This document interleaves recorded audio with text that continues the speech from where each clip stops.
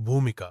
यह कहानी है एक बेटे और उसकी मां के रिश्ते की, प्यार, त्याग और पछतावे से भरी। यह कहानी न सिर्फ आपकी आंखों में आंसू ले आएगी, बल्कि आपको सोचने पर मजबूर कर देगी कि कभी कभी हम जिन्हें सबसे ज्यादा प्यार करते हैं, उन्हें सबसे कम समय दे पाते हैं। कहानी की शुरुआत।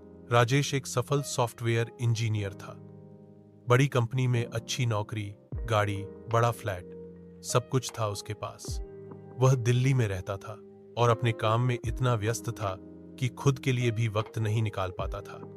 उसका परिवार गांव में रहता था। माँ, बाबूजी और छोटी बहन सीमा। बचपन में राजेश माँ के सबसे करीब था।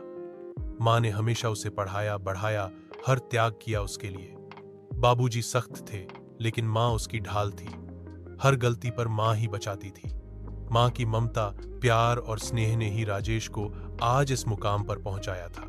लेकिन जैसे जैसे वक्त बीतता गया, राजेश और उसकी माँ के बीच दूरियां बढ़ने लगी। माँ रोज फोन करती, लेकिन राजेश व्यस्तता का बहाना बनाकर जल्दी फोन काट देता।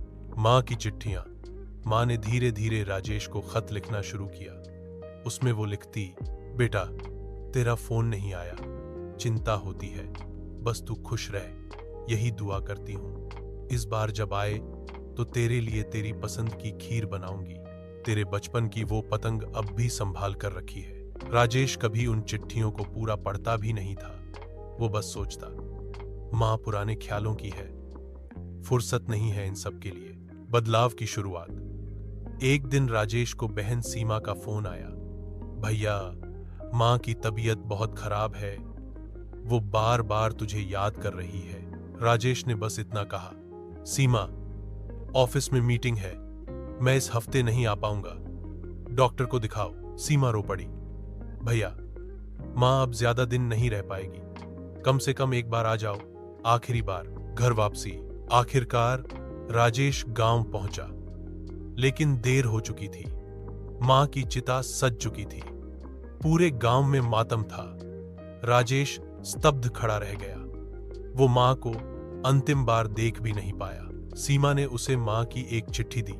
भैया, माँ ने तुम्हारे लिए आखिरी खत लिखा था, मरने से एक दिन पहले।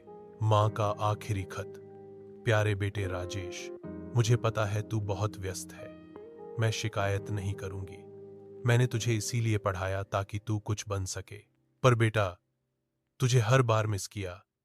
तेरा बचपन, तेरा मुस्कुराना, तेरा मुझसे लिपट जाना, सब याद आता है। तेरी आवाज सुनने के लिए कान तरस जाते हैं। तेरी एक झलक के लिए आंखें प्यासी रह जाती हैं। आज मैं जानती हूं, मेरी सांसें अब ज्यादा दिन की मेहमान नहीं, बस एक ही ख्वाहिश है, जब मैं जाऊं तू मेरे पास हो। अगर तू ना भी आए तो भी कोई बात नहीं, मेरी ममता तुझसे दूर कभी नहीं होगी। हमेशा तेरी मां शारदा देवी। पछतावे का बोझ। राजेश के हाथ से चिट्ठी गिर गई। आंखों से आंसुओं की धार बहने लगी। उसे महसूस हुआ कि उसने अपने जीवन की सबसे बड़ी गलती की है। जिसने उसे जीवन दिया, उसे उसने अकेला छोड़ दिया। राजेश ने मां की चिट्ठियों को संभाल कर रखा और हर हफ्ते गांव आना शुरू किया। अब वो गांव के बच्चों को पढ़ाता है और मां की याद में एक पुस्तकालय बनवा रहा है, मां की ममता पुस्तकालय। समाप्ति। कभी कभी हम अपनों को इतना नजरअंदाज कर देते हैं कि जब तक हमें एहसास होता है, बहुत देर हो चुकी होती है।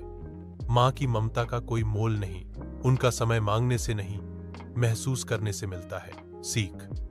दही कभी इतना व्यस्त मत हो जाओ कि जिनके लिए सब कुछ कर रहे हो, उन्हें ही समय ना दे सको। मां का प्यार बिना शर्त होता है, लेकिन उनकी उपस्थिति हमेशा नहीं रहती।